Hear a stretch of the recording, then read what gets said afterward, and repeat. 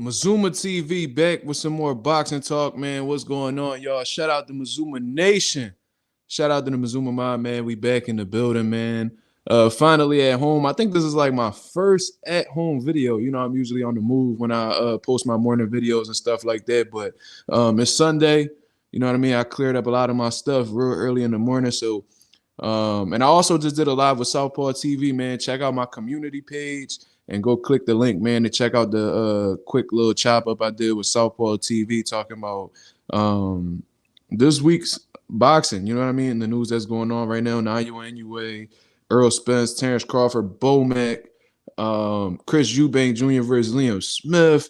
Go check out Demetrius Andre Benavidez talk. We talked about a little bit of everything, so go check it out, man. But there's a lot of rumors circulating right now. You know what I'm saying? A lot of rumors circulating throughout the Twitter universe. You know what I'm saying? Well, it's called X now, but regardless, there's rumors going around, man. Unfortunately, I really hope it isn't true. But according to the rumors, it seems as if Errol Spence has decided to leave Derrick James. You know what I mean? Hopefully, this is just a rumor. You know what I mean? That people could come back to the comment section talking about, yo, Mark, you wrong. You know what I'm saying? I hope I'm wrong in this situation. You know what I mean? As a trainer myself, I know it's always a tough thing to go through when a fighter that you've spent a lot of time with, a lot of years putting in work with them, to just get up and leave and go pursue other things, especially when it's just coming off of just one loss. You know what I'm saying? If you guys haven't been keeping up with Errol Spence, if you're a casual fan or whatever, he just came off of a ninth round stoppage against Terrence Bud Crawford in the most meaningful fight of the year, if not the biggest fight of the year. You know what I'm saying? Pretty much got dominated by Terrence Crawford. You know what I mean? Bo Mack and them. You know what I mean? So Errol Spence just reactivated his activated his rematch clause against Terrence Crawford, and most likely it'll be happening at 154 at the end of the year. You know what I'm saying? But I guess in the process of him doing so, it seems as if, according to the rumors, just pay attention to what I'm saying, man. According to the rumors, Errol Spence is pursuing somebody else, you know what I mean, to train him. You know what I mean? There was some other rumors as well talking about that he may be looking at Calvin Ford. They even said Roy Jones, which is making me believe that this rumor may not be true at all, because in all honesty, I don't think Errol Spence rocked with Roy Jones all like that. You know what I mean? Especially considering the past where Roy Jones always picking against him. So that's what's making me lean towards this not being true at all. And in all honesty, just getting to know Errol Spence's character throughout the years, I doubt that he'll just get up and leave off of one loss. You know what I mean? But at the same time, a lot of fighters do this, so I wouldn't be necessarily surprised if this were to happen. You know what I'm saying? But that's what they're saying right now. And that's just absolutely heartbreaking if this is true. I'll feel extremely bad for Derrick James. You know what I'm saying? Because it was all good when they was winning. You know what I'm saying? It was all good when they became unified champions at 147 and got some big wins against the Sean Porters, the Kell Brooks, the Mikey Garcias. You know what I'm saying? You Dennis Ugas, you know what I mean? Got 3 of the 4 belts, and they just come up short once, and now he's looking to reevaluate, you know what I'm saying, his team, which would be extremely unfortunate. And I'm not going to lie, I would definitely start to look at Errol Spence in a different light if he were to do this, just get up and leave because of solitary loss. You know what I mean? You could always bounce back. Derrick James is a knowledgeable enough trainer to come up with a better game plan this time around and change some things up and possibly get a win. You know what I'm saying? But regardless, that's the rumors that's going around. And like I said, I really hope it isn't true. And hopefully I get to take down this video, you know what I'm saying, if these rumors aren't true. I'll still keep it up just for like history's sake. You know what I mean? I'm not going to delete it. But yeah, that's the rumor that's going around. And I just hope that I'm wrong. I can get back on live later tonight and just be like, yo, man, turns out it was all cap. You know what I mean? So let's just hope that's what's going on between the two right now. What I also wanted to speak about was Bo Mack being trainer of the year. There's a lot of questions going around. I see it on ESPN Ringside. I see it amongst a few people's accounts on all over social media. And they're pretty much asking, is Brian Bo Mack McIntyre, Bo Mack, is he in the front?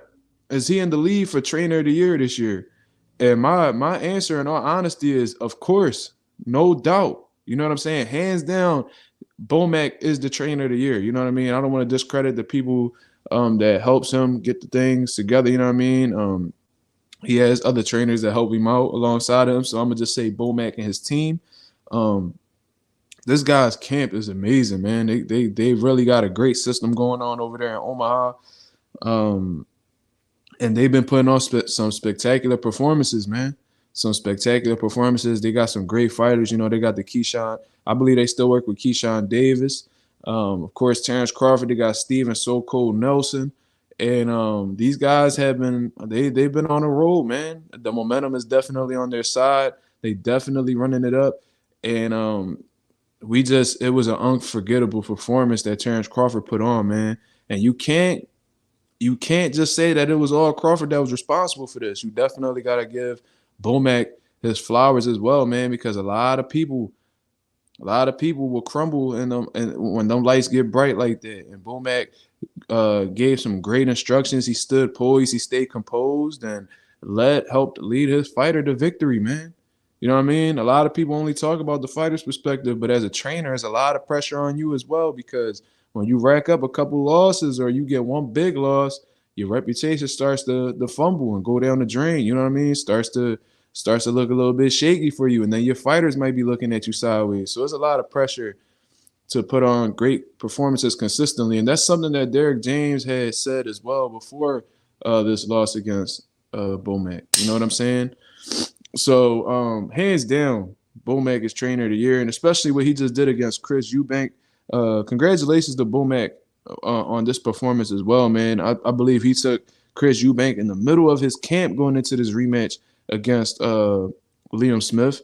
Didn't have the most amount of time for him. In all honesty, it probably wasn't enough, and that was something that was a question mark in my head. And I had spoke on live that I don't know if Bomac will have him enough. Will have him long enough in camp to really install like his system and have him install his system in Chris Eubank and really get him used to the style over there. You know what I'm saying? And what he expects going into this fight.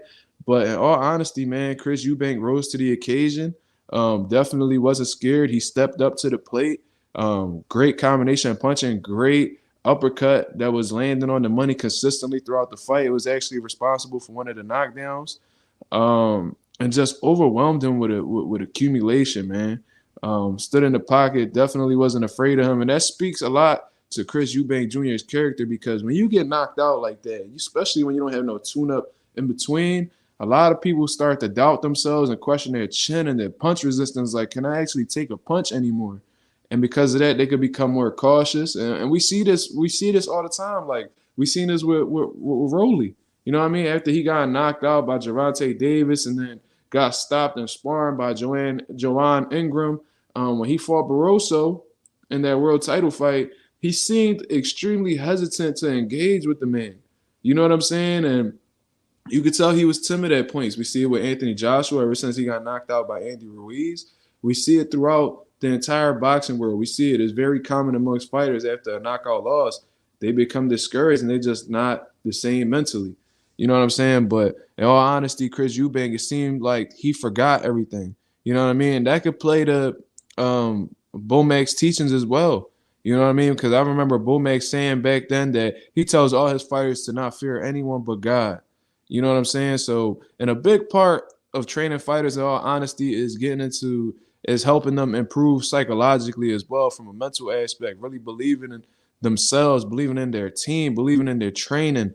And you could tell that Eubank really believes in the system that Bomac carries, that he teaches. You know what I'm saying? And he really felt like there was nothing that Liam Smith could do that night to beat him. You know what I mean? And I feel like that's a lot of credit going Bomac's way for that, because maybe if he would have saw Bomac carrying a system that he didn't like, he probably would have felt like he was a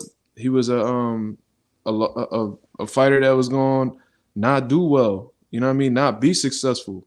You know what I mean? He might have carried the mentality of a defeated fighter going into the second fight if he felt like Bomac wasn't doing the right things or teaching things the right way. You know what I mean? So big credit to Bomac and his team, man. They're doing a phenomenal job out there. Bomac has consistently shown he's one of the best coaches in boxing, but right now is definitely his time. So shout out to Bomac, you know what I'm saying? And that's the two subjects I wanted to touch on in this one video.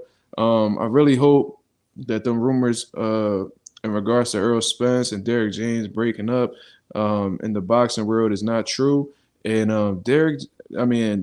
Brian Bomac McIntyre, man, hands down trainer of the year, man. Two phenomenal stoppage, dominant stoppage performances back to back. You got to salute the man for that and his team, man. Shout out to Terrence Crawford. Shout out to Bomac. Shout out to Chris Eubanks. Shout out to that team out at Omaha. They doing something special right now, man. So that's my take on the whole situation, man. Let me know what y'all think on the Errol Spence and Derrick James situation. Let me know y'all thoughts on Bomac. And if y'all don't believe he's trainer of the year, who do y'all believe should be in the lead for trainer of the year, man? Just let me know in the comments below. This is Mazuma TV. Shout out to Mazuma Nation and the Mazuma Mob. Man, we out of here, man. Peace.